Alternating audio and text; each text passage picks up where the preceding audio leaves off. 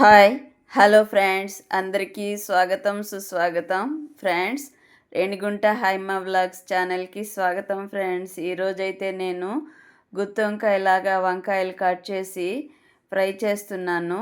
ఎలా చేస్తానో మీకు వ్లాగ్లో చూపిస్తాను. ఇలా చాలామందికి పాతకాలం వాళ్ళకి మాత్రమే తెలిసి ఉండొచ్చు, రకరకాలైతే చేస్తారు, కానీ ఈ టైప్లో చాలా కొద్ది మందే తెలుసుకొని ఉంటారు. ఇలాగ వంకాయలు కట్ చేసుకొని ఉప్పు పసుపు వేసి 80% ఉడికించుకోవాలి.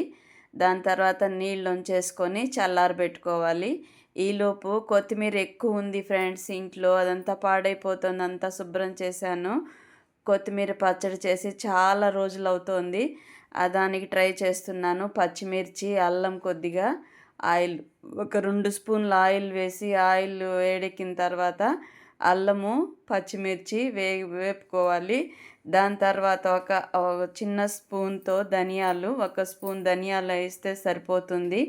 కొత్తిమీర వేస్తున్నాం కదా, కాబట్టి పచ్చిమిర్చి చాలదేమో అనుకొని మళ్ళీ 2 పచ్చిమిర్చి తెచ్చి వేసాను. అందులో కరెక్ట్గా సరిపోయింది ఫ్రెండ్స్. మిక్సీ పట్టిన తర్వాత చూస్తే నా అంచనా తప్పవలేదు. ఇదిగోండి, ధనియాలు 1 స్పూన్ ధనియాలు వేశాను. చిన్న సైజు స్పూన్ అంత ధనియాలు.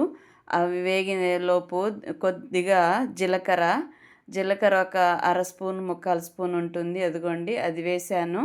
అది వేగిన తర్వాత పక్కకు తీసి పెట్టుకొని 2 చిన్న సైజు టమాటా ఒకటి, మీడియం సైజు టమాటా ఒకటి, 2 టమాటాలు వేసి కట్ చేసి వేపాను ఫ్రెండ్స్. అందులో కొద్దిగా 1 స్పూన్ ఆయిల్ వేసాను. కొత్తిమీరలో ఆల్రెడీ వాటర్ ఉంటుంది కదా ఫ్రెండ్స్. ఇది కొంచెం వేగిన తర్వాత మళ్ళీ కొత్తిమీర సన్నగా కట్ చేసి పెట్టుకొని ఇందులో వేసి వేపేసుకొని చల్లారి పెట్టి మిక్సీ పట్టుకోవడమే ఫ్రెండ్స్. ఇదైతే చాలా టేస్ట్గా వచ్చింది. ఇందులో ఒక 2 స్పూన్లంతా వేరుశనగకాయ పప్పులు వేసాను ఫ్రెండ్స్. ఎక్కువ వేస్తే కొత్తిమీర ఎక్కువైపోయింది కదా, ఎక్కువ ఉందనే కదా దాన్ని యూజ్ చేస్తున్నాము. కాబట్టి పల్లీలు కొద్దిగానే వేసాను. ఇదిగోండి, కొత్తిమీర ఎంత ఉందో చూడండి. ఇంకా ఒక 1/2 కట్ట ఉందండి. తెస్తే అలా తెస్తారు ఇంట్లో వెజిటబుల్స్, లేదంటే అయిపోయేదాకా తేవద్దండి నేనే అరుస్తూ ఉంటాను. సంత జరుగుతుంది ఫ్రెండ్స్, ప్రతి శనివారము రేణిగుంటలో సంత జరుగుతుంది. ఆ సంతలో ఈవినింగ్ టైం వెళ్ళామనుకోండి, వందల్లో ఉంటారు సంఖ్య. అక్కడ దొంగతనాలు కూడా బాగా జరుగుతూ ఉంటాయి ఫ్రెండ్స్. సెల్ ఎత్తేయడము, బొందు చైన్లు కట్ చేయడము, పర్సులు కొట్టేయడము, ఇలాంటివన్నీ జరుగుతూ ఉంటాయి. ప్రతి ప్రాంతంలో జరుగుతూ ఉండొచ్చేమో, కానీ రేణిగుంట మంచి జంక్షన్ ఏరియా ఫ్రెండ్స్. కాబట్టి అన్ని రకాల వాళ్ళు వస్తూ ఉంటారు. చుట్టూ విలేజ్ల్లో వాళ్ళు కూడా వస్తూ ఉంటారు.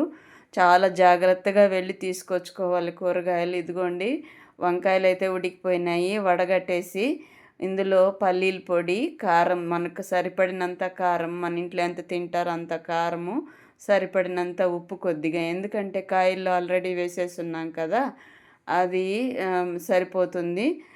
పప్పుల పొడికి ఎంత కావాలో అంత వేసుకుంటే సరిపోతుంది. చల్లారిన తర్వాత ఇలాగ కూర్చేసి గోల్డెన్ బ్రౌన్ కలర్లో వచ్చేట్లుగా వేపుకోవాలి ఫ్రెండ్స్. వంకాయలు 4 వైపులా కదుపుతూ ఉండాలి.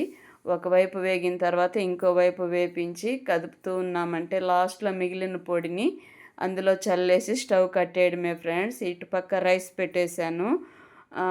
కొత్తిమీర చట్నీ కూడా మిక్సీ పట్టేశాను ఫ్రెండ్స్. ఒక్కొక్కసారి ఇంకా ఎండాకాలం స్టార్ట్ అయింది కదా, అప్పుడప్పుడు కరెంట్ ఆఫ్ చేస్తూ ఉంటారు.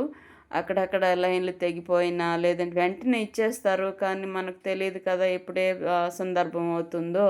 కాబట్టి చల్లారిన వెంటనే మిక్సీ పట్టేశాను. ఇదిగోండి, వంకాయలు అలా కదుపుకుంటూ గోల్డెన్ బ్రౌన్ వచ్చేంత వరకు వేపేసుకున్నామంటే సూపర్ టేస్టీగా తయారైపోతుంది. గుత్తి వంకాయ కూర అనేది కుర్మ అంటే ముద్ద కూర. ఇదైతే ఉప్పు వంకాయ అని పిలిచేవాళ్ళం మా అమ్మ. చాలా టేస్టీగా ఉంటుంది ఫ్రెండ్స్. ఇందులో వెల్లుల్లి వేయలేదు నేను తినను కాబట్టి. ఇదిగోండి, కొత్తిమీర చట్నీ సూపర్ టేస్ట్. నచ్చితే ఒక లైక్